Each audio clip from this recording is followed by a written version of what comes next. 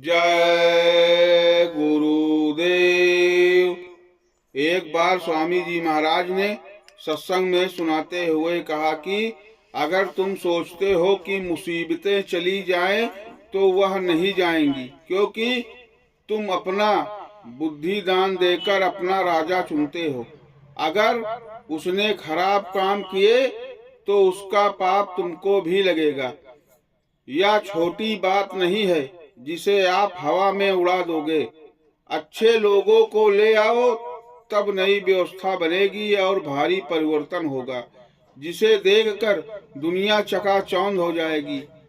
स्वामी जी महाराज चाहते हैं कि सब लोग घर में, परिवार में, समाज में, जातियों में सुमत से रहें। सुमत से रहेंगे तो कोई दिक्कत नहीं होगी, कोई लड़ाई झगड़ा नहीं होगा, कोई किसी को लूटेगा नहीं। लड़ाई झगड़ा नहीं होगा, कोई किसी को लूटेगा नहीं। मन में कुमत मत आने दो। कुमत आने से ही लोग चिल्ला रहे हैं। खून खराबा उत्पात हो रहा है, चोरी हो रही है, लोग मर रहे हैं। दुख ही दुख है, क्योंकि सुमत नहीं है, कुमत है। हम चाहते हैं कि सुमत सब में आ जाए। जीवात्मा की दृष्टि काम करती है। जब वह देखने लगती है तो बड़ा आनंद प्राप्त होता है। आप जो कुछ देखो सुनो उसे किसी से मत कहो, चुपचाप उसमें लगे रहो। और कभी आप यह काम उपदेश का मत करना, वरना आपका भारी नुकसान हो जाएगा। जब तक महापुरुष रहते हैं तब तक शिष्य यह काम नहीं करता। इस संसार में कोई अपना नहीं है, सब कुछ यहाँ उजाड़ है। गुरु ही जीव के सच्चे हितैषी और रक्षक हैं। इसलिए तन मन धन को गुरु को अर्पित करना होगा। दोनों आँखों के ऊपर तीसरा तिल है, वहाँ मन को एकाग्र करो। मन बुद्ध चित्त वहाँ रुकेंगे तो प्रकाश प्रकट हो जाएगा। वहाँ अंधेरे को नाम निशान नहीं है, उजाला ही उजाला वहाँ पर है। अंतर में खूब सजावट है, आरती हो रही है। सूरत में तड़प पैदा हो जाए तो पर्दा हट जाएगा और चरण कमल दिखाई देने लगेगा। उसके बाद काम, क्रोध, लोभ, मोह, वासनाएं सब शिथिल हो जाएंगे। फिर ऊपर चढ़ने का रास्ता जीवात्मा का साफ हो जाएगा और वह आसमानों की सैर करने लगेगी। हर एक युग में उपासना अलग अलग है। कलयुग में केवल नाम की, शब्द की प्रधानता है।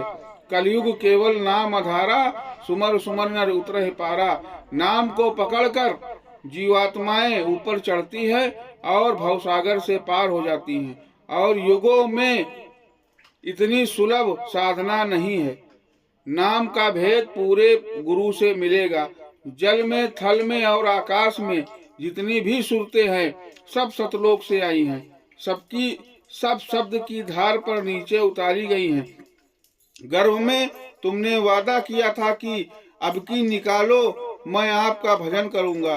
संसार में आते ही जीव पर माया का पर्दा पड़ जाता है और वो अपना वादा भूल जाता है। यहाँ सब कुछ धोखा है। ये अपना देश नहीं, अपना सच्चा देश सतलोक सचखंड है। अपने देश में जाने की तैयारी करनी चाहिए। आशा वही की बांधे रखो। गुरु को अच्छी और बुरी दोनों चीजें अर्पित कर दो। जब निष्कपटी हो जाओगे तभी तुम्हारा काम बनेगा। पिंडी मन इंद्रियों के दरवाजे पर रस लेता है और जीवात्मा की ताकत को खर्च करता है। पिंडी मन जालिम है, दरवाजा है, सदा भरमाता रहता है। ऊपर में अंडी मन है और वह दयावान है। मन का रूप बदल जाता है। उसके ऊपर ब्रह्मांडी मन है और वह बहुत शक्तिशाली है, ताकतवर है। यह भवसागर अंधकार सागर है। आंखों के ऊपर चलोगे तो उधर प्रकाश है, उधर गुरु बैठे हुए हैं और हर वक्त सभी प्रेमियों को देखते रहते हैं और जरूरत पड़ने पर संभाल करते रहते हैं। नाम दान सबसे खराब काम है। जीवों के कर्मों के बोझे को लेना पड़ता है। यह बात स्वामी जी महाराज बता रहे हैं। फिर उसकी सफाई करनी पड़ती है। जीव ने जो कर्म किए हैं वही बोझा है।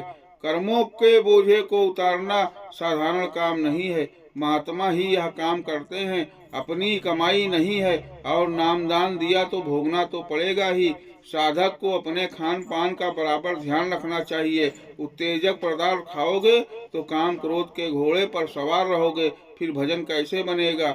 जो तुमने अच्छे बुरे काम किए हैं और करते हो वो सब लिखा जाता है। उसी के आधार पर मौत के बाद धर्मराज के दरबार में फैसला होता है। ये दुनिया दोनों आंखों तक है। आंख बंद होते ही लिखना पढ़ना, खेती, दुकान, दफ्तर सब खत्म। महात्माओं का ज्ञान दोनों आंखों के ऊपर से शुरू होता है। यहाँ जीवात्मा बैठी है, जहाँ पर जीवात्मा बैठी है। जीवात्मा का अपना स्वरूप है, जिसे वह देखती है। उसी को आत्मदर्शन कहते हैं। खुद को जानने के बाद ही रूह खुदा को जान सकती है, उसका दर्शन दीदार कर सकती है। साधना के द्वारा आत्मा जब इस शरीर से अलग होती है तो वो देखती है कि ये मेरा पिंजरा है, तब उसे ज्ञान होता है। मुसलमानों की किताबों में जो 14वीं सदी का जिक्र आया है, वो खतरनाक वक्त अभी नहीं आया है, वो आगे आ रहा है। किसी फकीर पैगंबर ने तारीख को बढ़ा दी है। अभी मैं आपको बता दूं तो जिस्म से रूहें निकल जाएंगी। इसलिए स्वामी जी महाराज धीरे धीरे सबको सुनाते हैं, सुनाते रहते हैं, ताकि तुम हजम कर सको। यह कलमा मैं 5 बार में सुनाऊंगा, जिससे आप हजम कर सकें। जो माइक तुमने लगा रखा है उसे उतार दो, वो खुदा बहरा नहीं है। सच्ची इबादत रूहानी 2 बार सुबह शाम करो। इबादत खुदा की होनी चाहिए, न कि ख्वाहिशों की। जो इबादत तुम कर रहे हो वो मंजूर नहीं हो रही है। स्वामी जी महाराज पूरे देश का सर्वे कर चुके हैं और सबके मर्ज को जान लिया। अब हम घोंट पीस कर दवा बना रहे हैं और सबके लिए एक ही दवा है, वो खिलाई पिलाई जाएगी। दवा से सबको लाभ होगा। वक्त का इंतजार है, वक्त का इंतजार राम ने किया, वक्त का इंतजार कृष्ण ने किया, और वक्त का इंतजार स्वामी जी महाराज ने भी किया। मेरी 2 बात याद रखिए। पहली यह कि एक वक्त आएगा जब दिल्ली से राजधानी हटा दी जाएगी। दूसरी बात यह कि जब तक हारे जीते नए पुराने MP MLO को अपनी ओंठ की झाड़ू से निकाल बाहर नहीं करोगे, तब तक देश की व्यवस्था ठीक नहीं होगी और न अमन चैन आएगा। इस मनुष्य शरीर में दोनों आंखों के पीछे स्वर्ग में जाने का रास्ता गया हुआ है। वह रास्ता सुई की नाके से भी छोटा होता है। उस रास्ते से जीवात्मा को गुजरना पड़ता है। आगे प्रकाश ही प्रकाश है। देवी देवता सब दिखाई देते हैं, मिलते हैं। गुरु के प्रकाशमय रूप का भी दर्शन होता है। आगे बहुत महंगाई आएगी, इतनी महंगाई आएगी कि सब लोग चिल्ला पड़ेंगे। लेकिन तुम मुंह से आवाज मत निकालना, घोंट कर पी जाना, हजम करना। व्यवहारिक स्वार्थ तो रखे, मगर सचेत होकर, क्योंकि आपको उतना ही मिलेगा जितना प्रारब्ध में है। दूसरे आपको कोई चीज एक बार मिल गई तो जरूरी नहीं है कि वो आपको हमेशा मिले। अगर स्वार्थ में फंस गए आप तो आप उसकी दया नहीं ले सकोगे। परमार्थ में धोखा मत खाना, क्योंकि जो भी कर्म करेंगे उसका फल आपको भोगना पड़ेगा। महात्माओं के पास अनेक प्रकार के सूत्र होते हैं।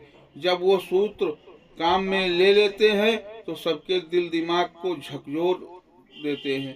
तुम अगर कहो कि मुसीबत ऐसे ही चली जाएगी तो नहीं जाएगी, कुछ होगा। सारी दुनिया चकाचौंध हो जाएगी, भारी परिवर्तन होगा। या बुद्ध। जय गुरुदेव।